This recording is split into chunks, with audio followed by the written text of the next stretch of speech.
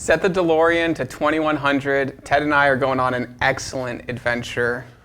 We're probably dead, but Zuckerberg and Bezos are still alive and thriving. But let's go look at pianos. Let's go see what pianos of the future will look like in the year 2100.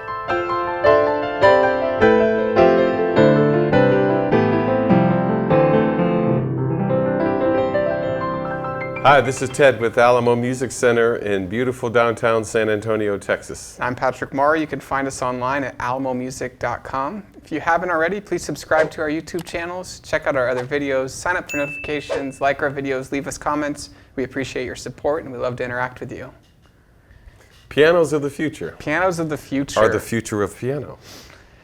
That's interesting because that's Kawai's logo, or their catchphrase. Yeah, I think when you open like a K300 and look at the lid, it says the future of piano. So they're already thinking with the future in mind. They're on top of it. So this is, an interesting video, hopefully, because we are going to be tackling the ideas of pianos of the future. And I wish we brought our crystal ball or a DeLorean. Yeah, could help us with our speculation. I know, and so this is purely speculative, but we've got some hot takes. Do you want to go first? Sure. Tell me your hottest take. I think the pianos of the future are going to be digital. But I also firmly believe that there will always be someone manufacturing an acoustic piano, at least an upright and a grand piano. And so there's a number of companies doing it now. They do it very well. They're very competitive, but just because it's always been that way doesn't mean it will always be that way. Mm-hmm. And again, we talk about the expenses of the materials. And I think one of the first things we're going to see is probably some kind of carbon graphite or fancy plastic, whatever you want to call it, soundboard in a piano. I think that'll be probably one of the first major changes. Or someone's going to experiment. There's got to be some experimentation at the piano manufacturing level in order to get some vision of the future. I think, so one of my takes on where pianos are going is built around the idea of content creation and sharing. And I think this is evident in a lot of different fields right now, but creating something that, like the Peloton bike and like these ideas of having an activity that that you all encompass together and learn together and enjoy it together. And a seamless transition. I believe, I just think that technology is the great unifier between us, and the more people that can do it all in real time together. Yeah, I can see the one thing that hasn't really caught on is the way that the exercise in the last year and a half, the exercise community has come together and they have like live workout classes. Mm-hmm. And yeah, there's musicians that are jamming together online, but there isn't an online class course. Mm-hmm. Class piano start at 11, 12, 1. And so you have an hour and you get there and you can see all these people all over the world playing. And then being able to share your own creations. See, that's different than what I was thinking. And jump. I think there will be a digital space where musicians can come together, and there's issues with syncing and stuff like that right now in the present, but every day people are making strides to overcome that obstacle and be real time with great resolution, great seamless audio. Another one of my takes is acoustic pianos will be less acoustic. Okay. And so, what do you mean by less acoustic? Well, I think there'll be compromises on materials. There's only a finite amount of materials in the world. We're always looking for alternate sources. Wood, a lot of the things that make up the instrument, wood, wool, steel, are going to be harder and more expensive to get their hands on. There'll be fewer and fewer acoustics.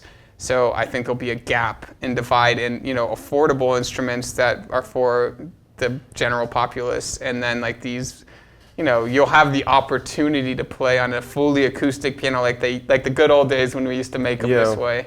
I wonder if someone, what would also be a good experiment at this time is I think if someone were to make a non-raw material type of or a technologically advanced material piano, mm-hmm. and make either a grand and an upright, where you have carbon graphite soundboard and maybe that kind of action, mm-hmm. and the same thing with the keys, and have some other kind of, instead of using wool, maybe use neoprene. But see, some of these substitute materials that I'm talking about are just as expensive as some of the natural ones. So there's got to be some point where the prices begin to go down.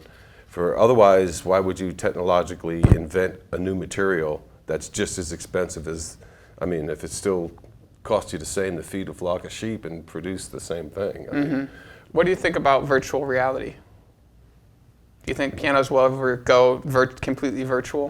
Do you think we'll be able to have a virtual reality where the actual, you put on goggles, whatever it is, a chip, whatever, wherever we are in the future, do you think we'll be able to experience things, feel the piano action? It'll be quote unquote, what do you say, an invisible piano. So you know how they have these invisible keyboards you can just kind of type with the virtual glasses and you can type on it. It'd be the same kind of thing with a piano. But then you're going to be limited to what kind of chip do you want to hear, what kind of piano do you want to listen to, what kind of sound are you after. But I think that the digital stuff and playing music, I think that the manipulation of a piano keyboard, piano organ or digital piano keyboard, as we know the keyboard as an instrument, that in and of itself needs to be probably acquired by more humans in order to get, because in terms of a virtual piano, I can see people sitting down worldwide. Okay, there's 3 of us and we're going to write a classical music piece today. You're a Bach expert, I'm a Chopin guy, and this other dude is really dark and likes these big fat Beethoven chords. So between the 3 of us, we're going to compose a song. And so every time, you can play live and we'll play on top of one another until you come up with something. Yeah, no, and I think it's interesting to try to predict, because if you go back to like the 90s and think of like early computers, and like back then they're like, what? One day everyone's going to have a computer in their home. It's going to look something like this. And a lot of countries and underdeveloped countries skip computers and have smartphones now. Right. And so it's kind of interesting to think we can predict, like, especially in the piano world where this technology is relatively old, there's an appreciation for the real thing. How much of that will we hold on to into the future, and how much will we rely on technology to supplement our need of the old? And so how do we answer both those questions? And I think that's kind of the fun of this question. We'd love to know your guys' predictions. Please leave some comments on what you think the piano of the future is. A lot of people believe in a great sustainable action that you can purchase with supplementing technology and having access to different models of technology, like instead of a sampled piano, the modeling technology that we've covered on this channel before, but having modeling technology of 9-foot Steinways and 9-foot Faziolis and Bosendorfers and all this stuff.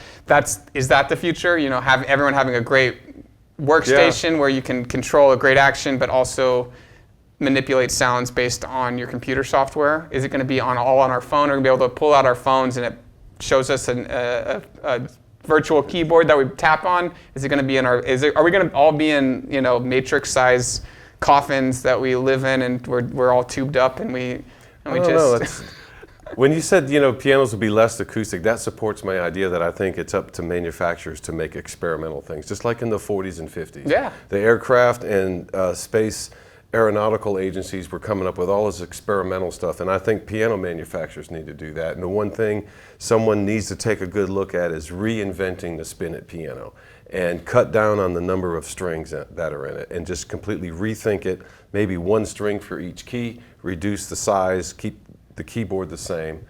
And if you get rid of, say, 2/3 of the strings, then you're not going to need that heavy board and all those other things. We'll leave it at this point, because this is our fear of the piano industry, that it goes the same way of film. And Kodak wanted to double down their efforts on actual film. So did Polaroid. And our piano strings actual film. Are we all moving towards a digital age? Are we going to lose the art of, is film valuable? Are strings valuable? Is an action valuable? We would say yes in that, but we're going to leave that open-ended. Please leave comments on what you think the future. That's an interesting concept. Film. We'll discuss off tape, but you guys let us know what you think. Thank you guys for tuning in. This is Pianos of the Future. We're going to go back to 2021, and hopefully it's not on fire, right? Right. Hopefully it's not on fire when we get back, but who knows at this point. Earth is gone. Hopefully we have somewhere to get back to. Bye, guys.